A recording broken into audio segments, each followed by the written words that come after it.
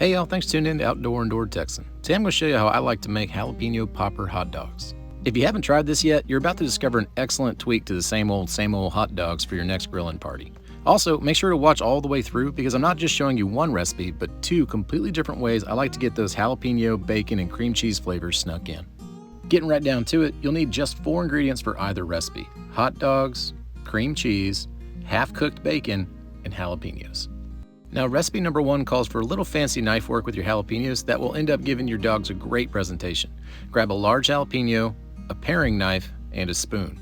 First, take your knife and cut off both ends of the pepper. Then, work that knife tip along the inner ring, freeing up the inner seed core. Then, make a single cut down the length of the pepper, opening it up so you can take out those seeds. Finally, use your spoon to scrape any leftover seeds and white veins from the pepper. This will ensure even the wimpiest of palates can handle a bite of jalapeno flavor without immediately spitting flames. Also, a word to the wise, if you don't typically work with peppers and you don't know how sensitive your skin is to them, just wear gloves because it just takes an accidental rub of the eye or a bathroom break to ruin your entire day after handling all that jalapeno juice. Next up, use a knife to butterfly open your hot dog. Then, spread cream cheese throughout the center of it.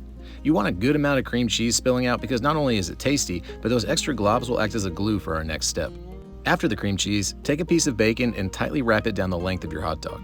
I like to half cook mine before I use them so that they're no longer raw, they're still really easy to work with, and then they'll fully crisp up when you go to cook the hot dog. Once your dog's bacon wrapped, slide the jalapeno sleeve over everything and then secure the layers of the toothpick so it doesn't fall apart while cooking. Now toss your hot dog on your griddle, or into a silly hot oven and take it back out once the peppers have softened, the bacon's gotten nice and crispy, and everything is thoroughly cooked. Toss it in a bun, slap on some mustard or whatever condiment floats your boat, and enjoy. Tell me that doesn't look delicious.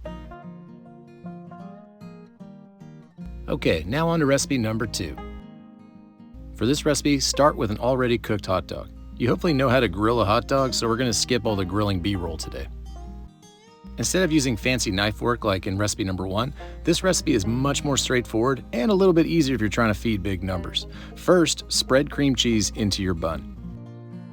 Then, drop your hot dog into the bun.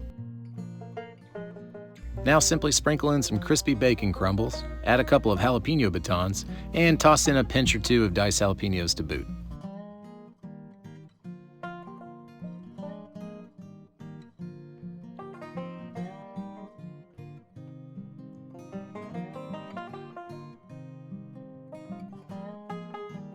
Add that hot dog condiment of choice, hopefully mustard, and boom, all the flavors of the jalapeno popper in a hot dog with a very different presentation from the first one.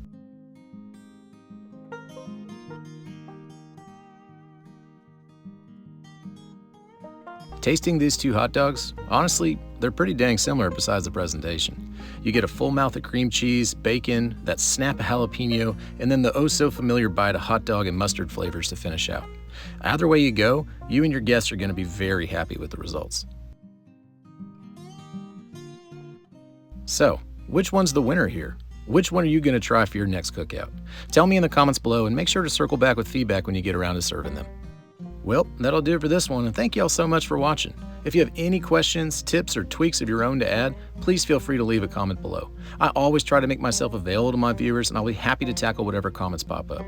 Now, if you're new to the channel, I would greatly appreciate it if you consider hitting that subscribe button. It doesn't cost you anything, it certainly helps keep me going, and you'll have access to countless recipes with more content to come.